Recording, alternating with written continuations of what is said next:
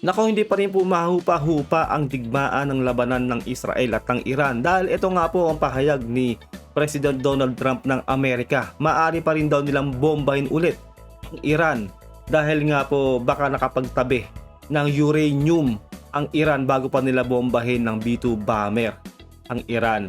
Para po malaman po natin ang kaganapan na yan, panoorin at pakinggan po natin ito. Mula po ito kay Melvs Castle. Let's do this. Bobombahin ulit ng Amerika ang Iran. Yan ang walang pag-aalinlangan na pagbabanta ni President Donald Trump. Pinaghihinalaang kasi na transport na o nalipat na ang uranium ng Iran bago bagsakan to ng B-2 bomber. Yun lang. Ibig sabihin, pwede pa din gumawa ng nuclear weapons ang Iran anytime soon. At buwan lang ang itatagal niyan. Pero nauna ngang babala ni Trump na kung gagawa ulit ang Iran ng nuclears nila, hahanapin yan ng Amerika at papasabugin ulit. If the intelligence reports conclude that Iran can enrich uranium to a level that concerns you, would you consider bombing the country again? Without question, absolutely. Have you had any Grabe no, ang bilis sumagot no. Sure without a question, sabi niya no. Bobombahin daw nila ulit. Kung totoo nga na talagang meron pang uranium ang Iran. Siyempre, mula nung 80s pa po, hinahadlangan na po yan ng Amerika at ibang kaalyado ng Amerika na magtayo ng nuclear facility itong Iran. Ibig sabihin lang po nun, no, hindi po talaga katiwa-tiwala ang nagiging leader o yung mga leader ng Iran. Ibig sabihin po nun, baka po talaga mag-cause po yan ng destruction. Dahil matagal na pong panahon talagang noon pa hinahadlangan yan ng mga malalakas na bansa. Kaya ito po talaga yung talagang sagot dito ni Donald Trump na talagang sure, no doubt about it, talagang ganun po yung gagawin po nila ulit kapag po talagang magtayo ulit ng nuclear facility itong Iran. Yeah, would you consider bombing the country sure. again? Without question, absolutely. Have you had any Turned out to conversations? be unbelievable. I'm putting out a little statement. I'm going to respond to the Ayatollah's statement yesterday that we won the war. Oh, God, we won the war. And I said, look, you're a man of great faith, a man who's highly respected in his country. You have to tell the truth. You got beat to hell. And Israel was beat up too. Tama yun, yung sinasabi niya na yun, no? Yun nga rin lagi natin sinasabi, no? Wala po talagang panalo sa digmaan. Diba sabi niya, no? Natalo daw o na-beat up daw yung Iran at ganun din daw po ang Israel. Kasi totoo naman po talaga yung wala pa talagang totoong panalo sa gera. Kasi destruction po yan ng mundo, ng ating Mother Earth. Kaya po sana, yung lagi po nating sinasabi dito, sana po talaga ay matapos na po ang digmaan sa Middle East. Dahil po wala po talaga magandang idudulot ang digmaan. To tell the truth, you got beat to hell. And Israel was beat up too. Tama. They were both beat up. And it was a great time to end it. It was quick. Tama. They got the hate out. There was a lot of hate. A lot of hate. It would be great if they didn't have that hate. But the last thing they're thinking about is nuclear weapons right now. Kahapon nga, Diba, yun yung sa akin sinasabi ko, diba? Laging ang Amerika po mula sa pool ay pumapagitna sa dalawang bansang naglalaban. Diba? Kung sino po yung mas krung-krung na leader, yun po ang tutuligsain ng Amerika. Dahil alam naman po natin na kaalyado ng Amerika rin ang Israel. Kaya doon po sila sumusuporta. Nakita po talaga ng Amerika na nagtatayo talaga ng nuclear facility itong Iran. Kaya po binomba po nila yun dahil hindi po maganda yung hangarin ng leader ng Iran. Kaya po mulat sa poll ay ginagawa po yan ng Amerika na hinahadlangan po yan.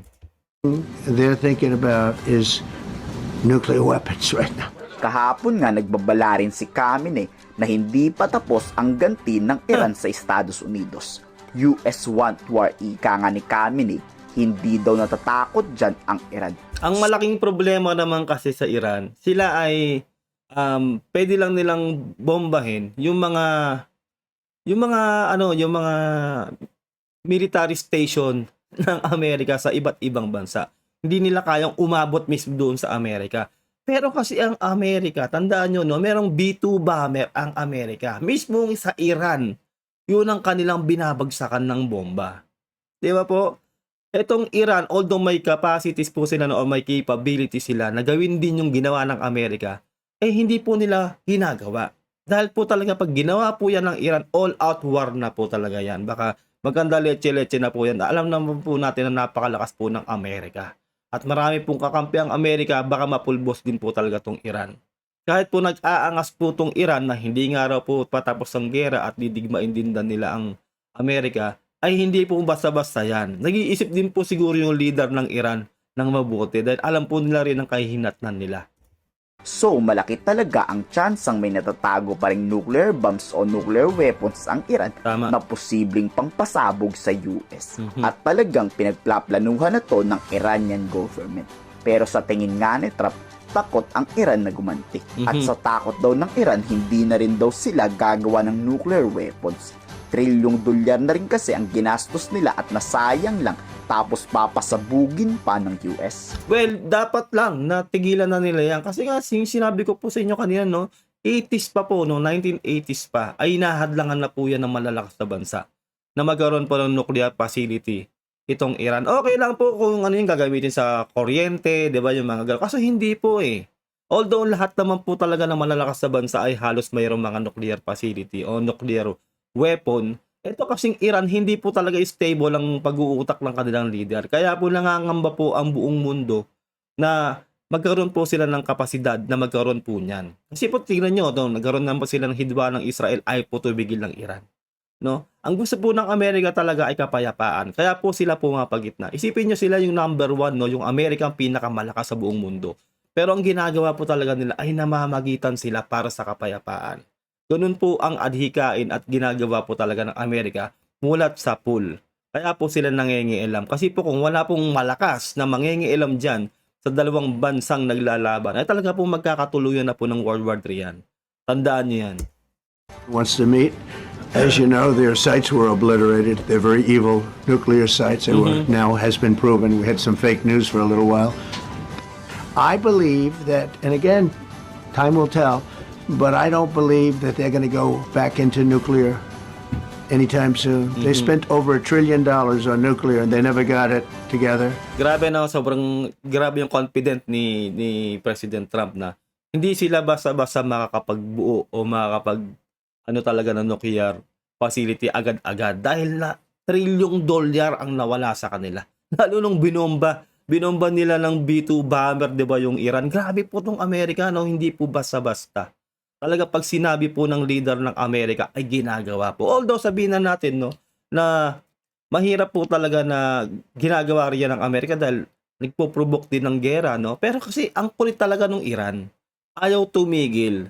Siyempre, tong Amerika, kumbaga nabubwisit din dahil nga ayaw nga tumigil nitong Iran. At ngayon, sila naman po ang binabantaan ng Iran ng itong Amerika. Na which is, nako, ewan ko na lang, no, baka tawan-tawanan lang po yan talaga ng Amerika dahil ito na nga, nasampulan na sila, binigsakan po sila ng B-2 bomber bomba, di ba?